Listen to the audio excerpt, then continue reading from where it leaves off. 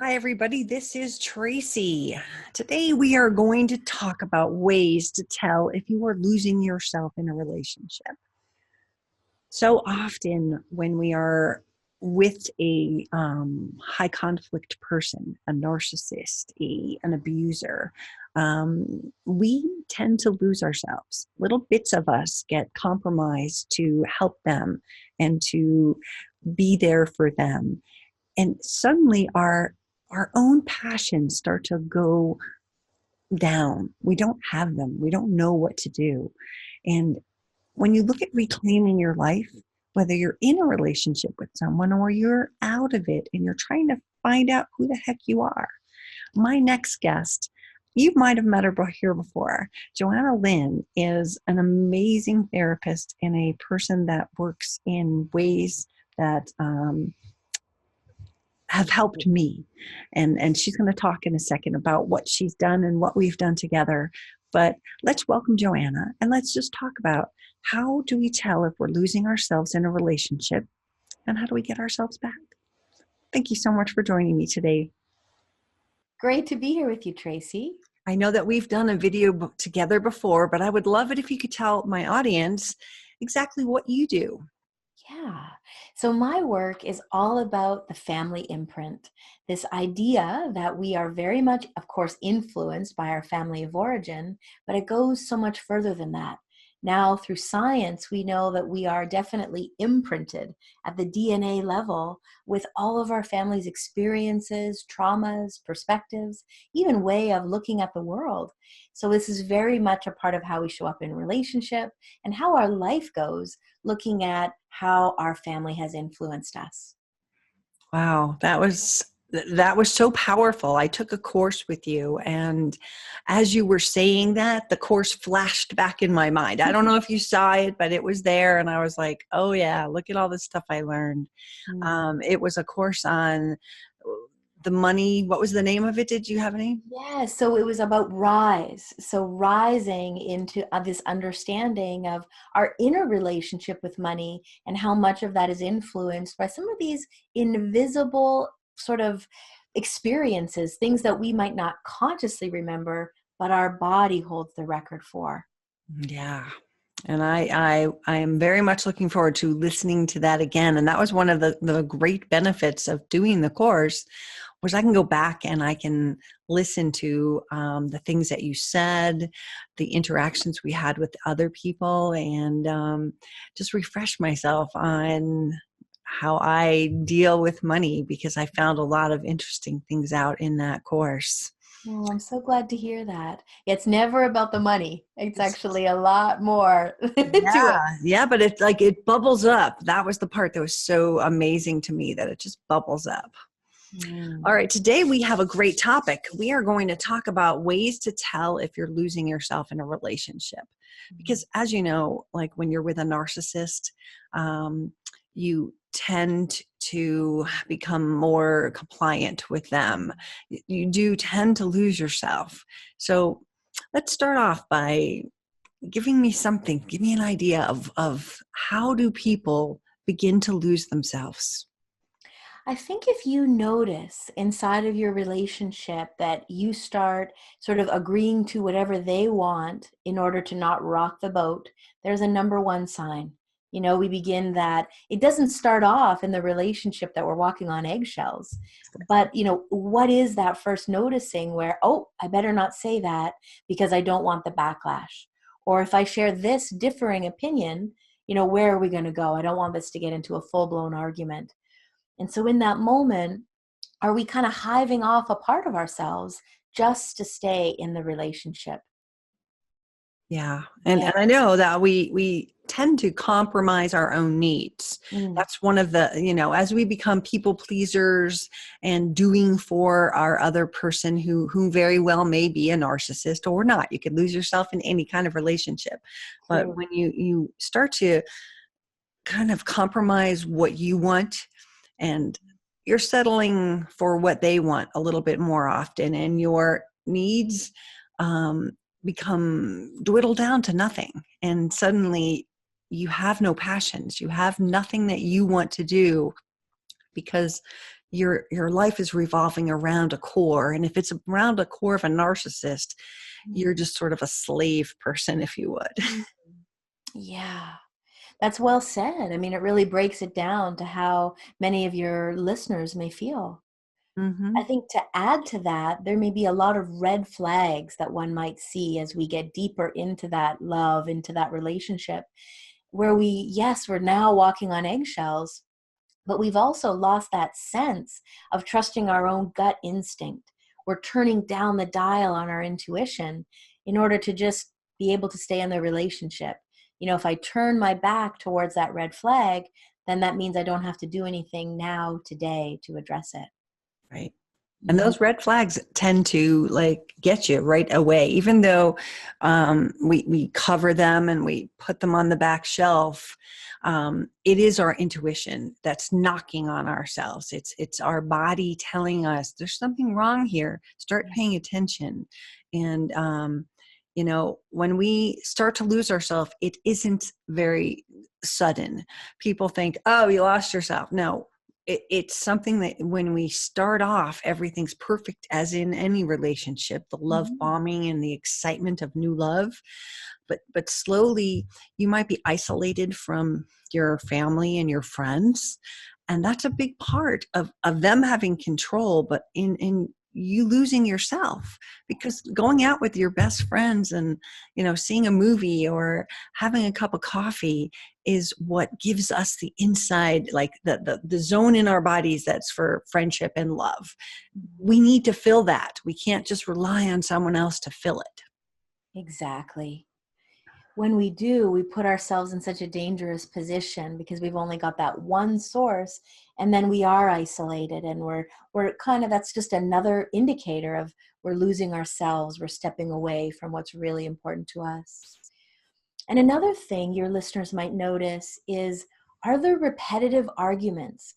Are you getting stuck in that same, maybe he's defensive or you're defensive, the same kind of topics come up, but instead of really looking at the source, it's just kind of pushing back or hoping that the next argument doesn't explode in the same way that it did last week or yesterday.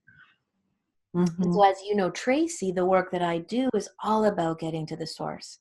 How do we understand what's really at play here so that we're not just, losing ourselves or stuck in a place where we can't get any further?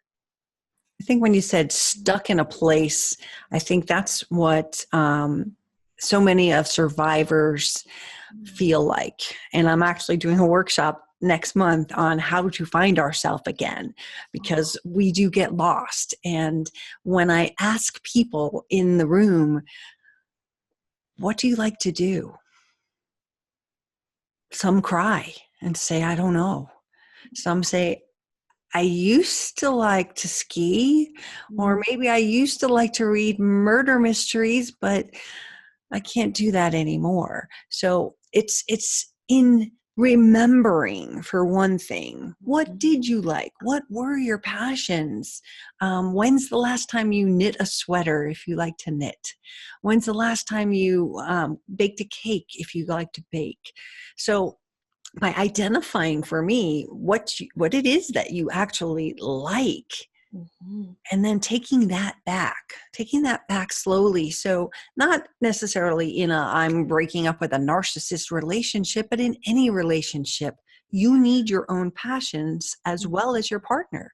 And your relationship has to be in a safe place, that if your partner says he wants to go play basketball with the guys, then that is good. You get your time too. It's kind of a good thing. When it goes bad is if he's going off to play basketball and you don't trust him, or mhm, or he's not trusting that you're going to go play bunco with your friends. mhm. And if that is the situation, you've lost yourself, because you've lost the ability to trust, and they aren't trusting you, and that makes you feel really bad inside. Have That's you had people that have had that loss of self? absolutely. And I love the way the examples you're giving of like this road back to yourself. And it doesn't have to be some grand big thing. It's this remembering what those sparks were so that it's one step each day coming back to yourself. Mm-hmm. So, Yeah. so important. Because without that platform of really being with the self, how do we make quality decisions, whether it's about the relationship or about life, that really relates with what's best for us? It's just Yeah. another example of where we may lose ourselves.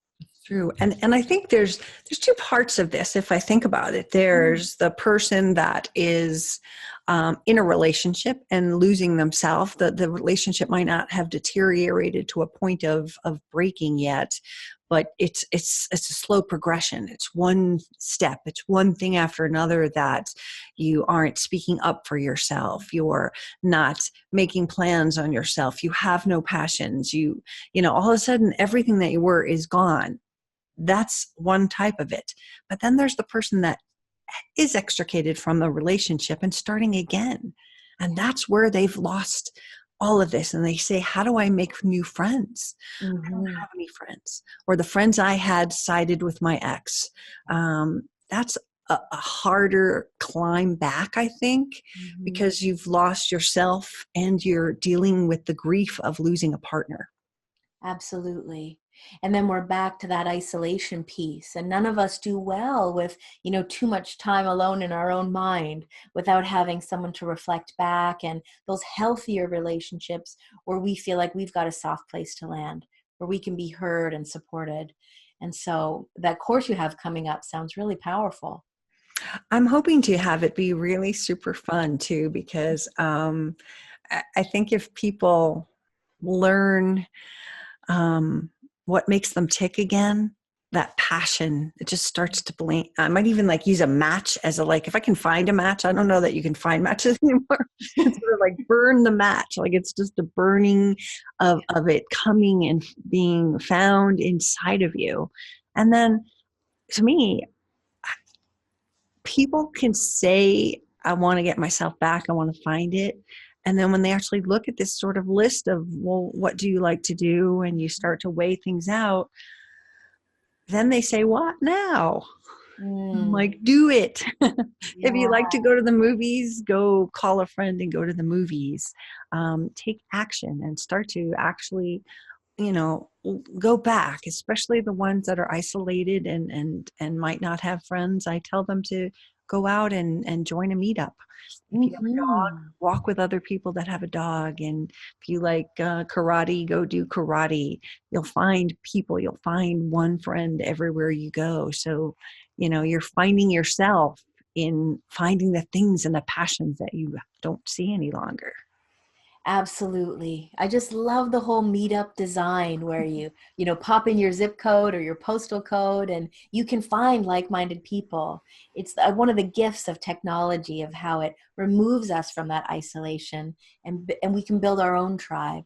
And I think we need that so much when we're coming to find that sense of self again. It's such Yeah. a strong piece of that recovery. Yeah. It Mhm. really is. I have found that people report back to me that they've gone to a meetup and it wasn't a good thing. That's why there's thousands of them. That's it. Even in what I run is a narcissistic abuse support meetup. I have two of them, but even in that, I've heard tale of others that were too triggering, Wow. were just victims barfing out their story, which is Okay. good, but it depends on where you are. So It try does. again, no matter what you're doing or no matter what you're looking for. If it's dog walking and you didn't like those people's dogs, go to Yeah, another one. that's It's it. it's not a one size fits all, and there's so much opportunity to just try new things. But I think finding yourself is so important when you have been in an abusive relationship, because you've given up things and not set boundaries, and all of a sudden that it's like a chipping away of the real you, to the point where we don't know who we are. It is. And even in your sharing that, it makes me think, if we have a listener who's at the end point of a relationship, to almost look back, to own their part, to begin to notice, were there pieces where I was leaning in to my partner to fill some of those, empty spots from my own childhood, from my own hurts, from, hoping that they could somehow make it better, that their love would be the Band-Aid for the love that wasn't received.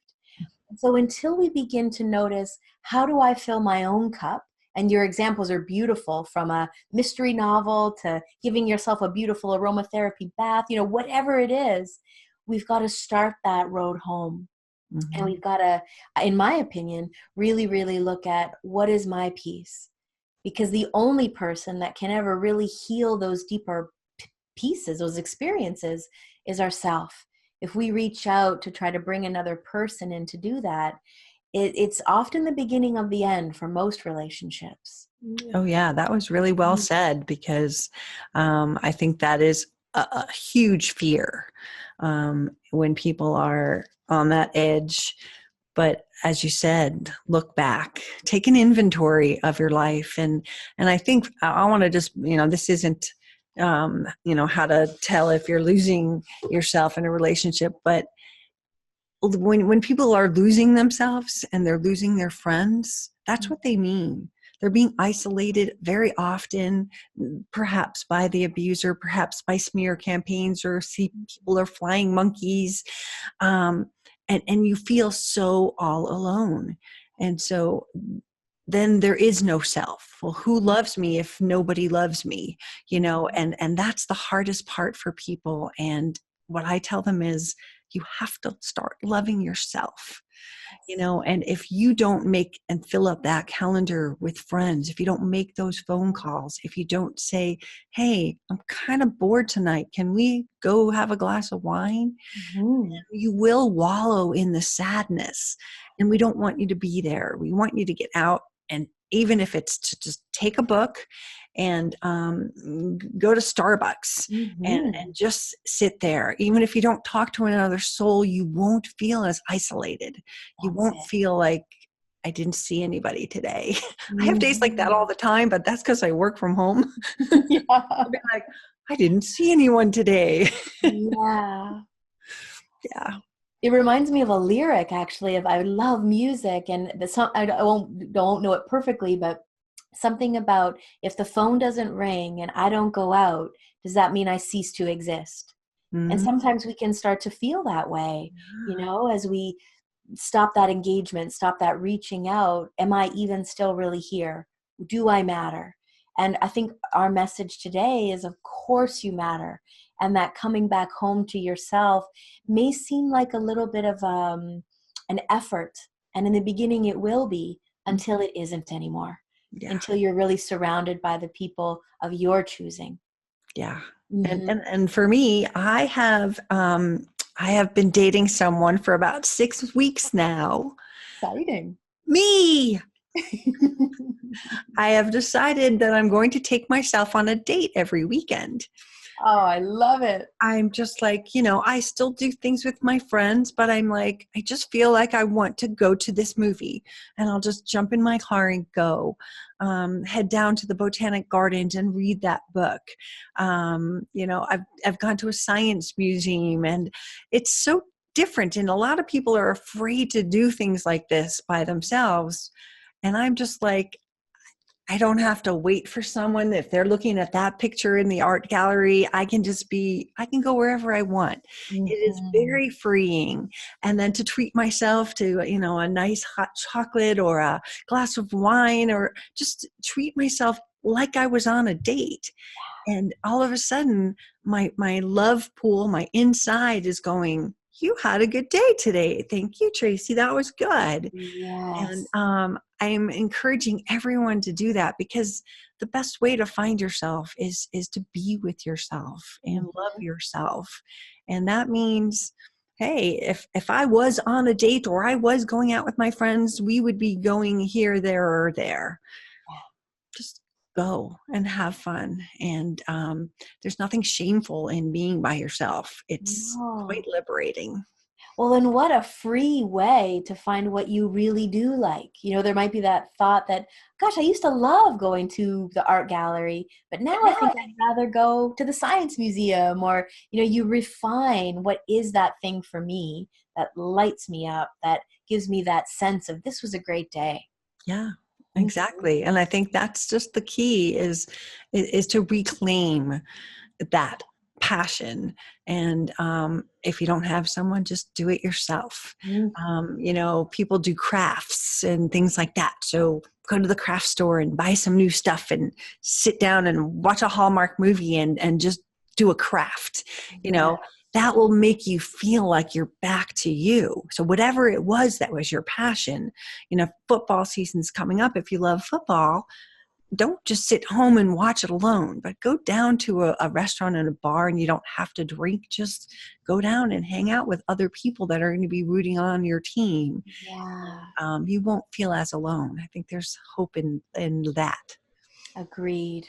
Yeah. Yeah, I love that sentiment because these are all leading you back home, back to yourself.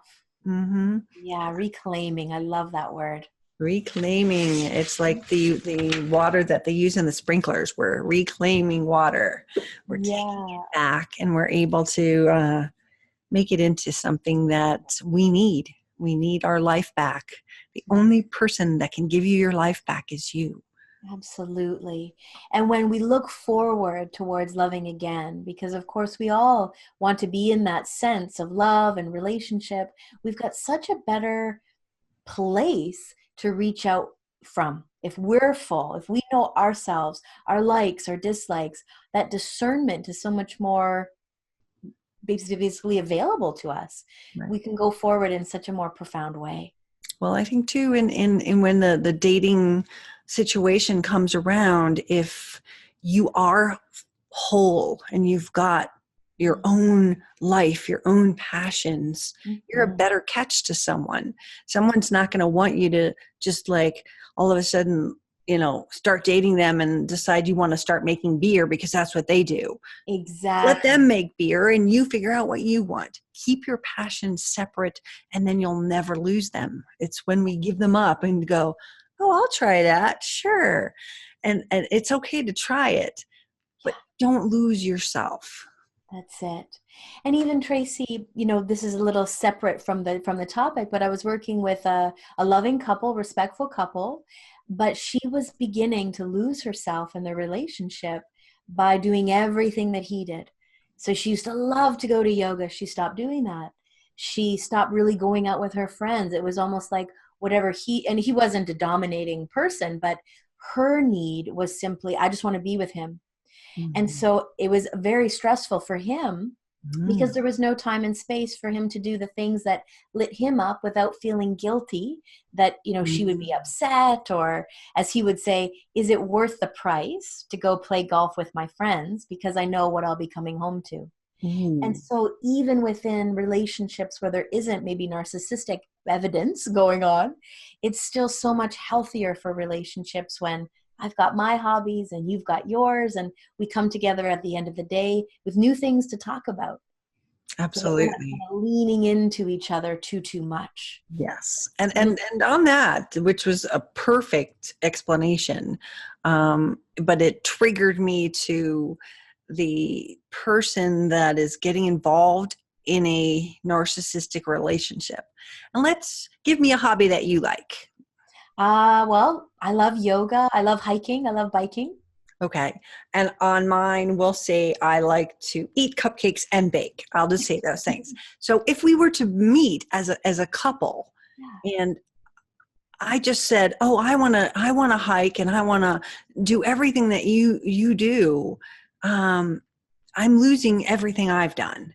Yeah. And what happens with an abusive person is they want you to get rid of all of the things that you love, all your passions. And no two people like are going to love the same thing. It would be almost impossible. So when you find someone that says, "Oh, I like to eat cupcakes and bake too," there's a red flag there. They should have their own interests. If Yes. and if it's always the exact same ones that you're saying, red flag. They've got to have it. Hold on to that you've got yours and you're willing to share whatever your passion is with them. If they want to go do yoga with you, great. Hmm. But you want them to go and say, I still want to go horseback riding. And you go, thanks, have a good time. Mm-hmm. That's what makes a relationship strong, is in that perfect couple example that you just said, Mm-hmm. it actually pulls them apart if you're too much doing the same thing. Does that make sense? Oh, yeah. It really makes sense. Good. Mhm. Now I know what you like to do too. I'll come over for cupcakes next time I'm in I your was going to say, now you know she's the healthy one and I'm the one eating cupcakes. Oh, I love a good cupcake, though, let me tell you. There you go. I used to love baking. Oh my goodness. And I think while I have given up that passion, my son is 24. I don't make birthday cakes like I did Superman and whatever. Um, and I don't miss it. It's like I still have the passion, but I just it's like my things have changed. So people have to realize that, that passion I had to bake wedding cakes and cupcakes and things like that was a sign of the times. I had a small child, and that was made me so happy to do that for him and his friends. But ultimately, it's changed. And it's okay. I don't have to go running back to that saying, oh, I have nothing to do, I think I'll go make a cupcake. Well, who am I going to give it to? you know Yeah, so you have to understand that your passions are going to change over time, and if you don't know what they are, find one. that's it. We're always evolving. And it's another example of why it's so important to stay connected to yourself so you can evolve with time instead of noticing what the other person wants or needs. Yeah, So, yeah, it's another way of just staying close to what is that spark of life for us. exactly. And don't get lost in yourself, and hold on to you, because there's nothing more important than you. Mm. When we're, you know, alone in the earth, all we have is you. So have some passions, have some fun, and enjoy your life. Mhm. Because if we sit there and let ourselves get lost, and we do for others more than they ever do for us, as a narcissistic relationship might end, we're left holding a very empty bag. And that's very scary. So don't ever keep your bag full of all the things that you like, and don't ever let it just, that's all right, I don't need to do my passions. Mhm. So thank you so much for joining me today. I really appreciate this. I love having you here. You are such a super smart, wonderful, and loving person. Oh, thank you, Tracy. Well, I guess that's why we connect so easily because I see all those same things in you. Yay. Thank you, my dear. And we'll talk to you again soon. Sounds great.